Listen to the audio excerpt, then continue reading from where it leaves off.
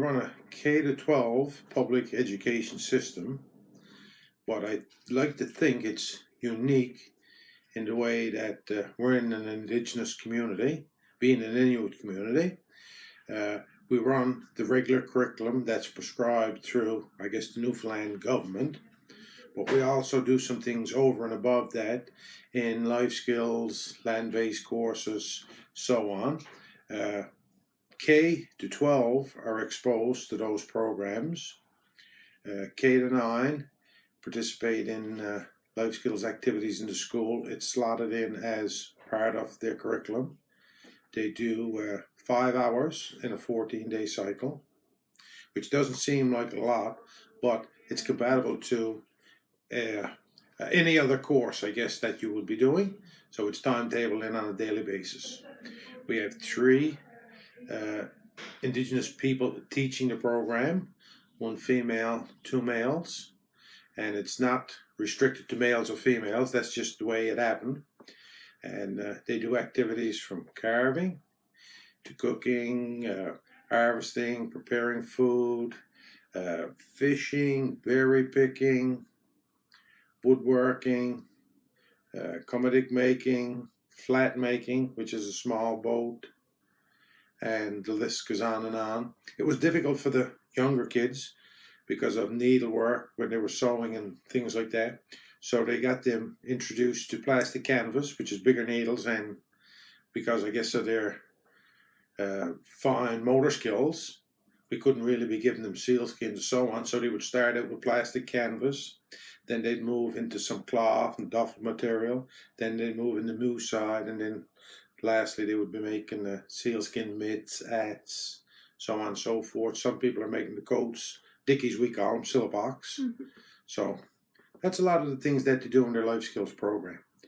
And when they get to grade 9, they'll do a week-long outing where they'll leave on a Monday and come back on Friday, and they're out on the land living in tent where possible. If we're running in inclement weather, sometimes we move into hard shelters, be it cabins, but we never come home. We always stay out to get the full week.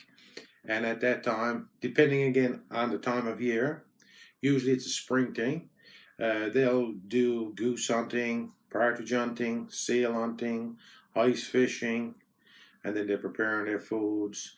A lot of them, depending on what they get, bring it back, share it with the elders in the community, so on and so forth. So I'd like to think that's something that makes us unique as an Indigenous school.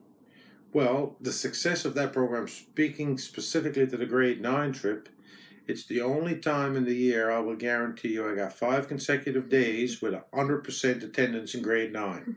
So I'd like to think that that's a good sign. But no, feedback, I guess, is a lot from students, parents, grandparents, probably more important when it comes to this one.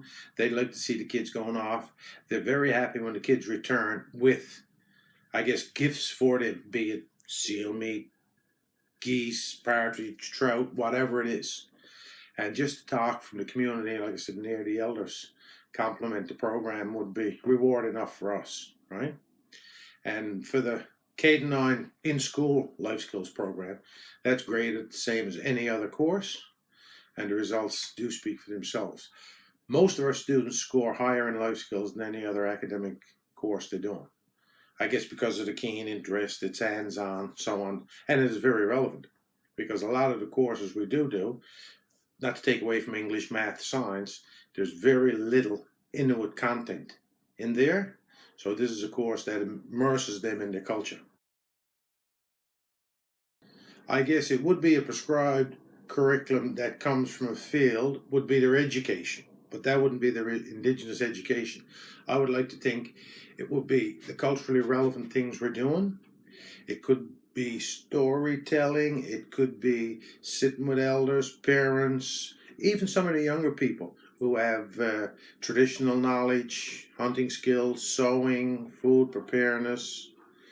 Anytime you can find a reason to bring some local content into the school, that's what Indigenous education is. And for us, like I said, you walk into our school, you'll know you're in an Indigenous school. You walk in, you'll meet up with a polar bear. to see a small little boat that they had handcrafted. You see a seal skin to the right of it. And as you go through the building, you'll see many other artifacts that's all been, I guess, manufactured, created, killed, harvested by students or parents or grandparents of students. So it's from within the community, for the community, by the community, and they appreciated it a whole lot more than if we ordered something from, I don't know, Alaska. None of it. It came from Hopedale by Hopedale people, right? So that makes it very relevant to them. And I know if we put up a poster on the wall, within a week, 2 weeks, it's defaced, it's marked up. Kids are drawing on it, putting beards on women, putting glasses on them, and so on and so forth. You go out and look at a polar bear, which has been in the school now for 18 years, and there's not a mark on it. And it's on the floor. You can walk over it, you can do what you want with it. But I guess it's a different appreciation or a different respect, because it's who we are as a people. It's what makes us Indigenous. Education over the next 10 years?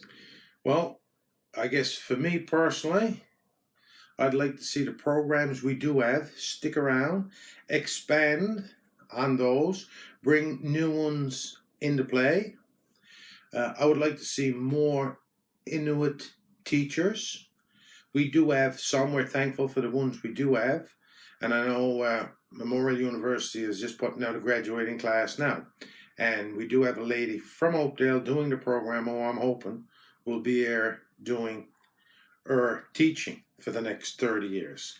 Because, and no disrespect, like I said, I came from Newfoundland 27 years ago. It took me a long while to get a feel for the kids and the community and where I was to. And there is, I guess I shouldn't call it a barrier, but there's a slowness in warming up to each other, learning the lifestyles of both people. And the kids find it challenging when they got to be transitioning year after year, because I got a teacher who'll come for a year and leave, or come for 2 years and leave.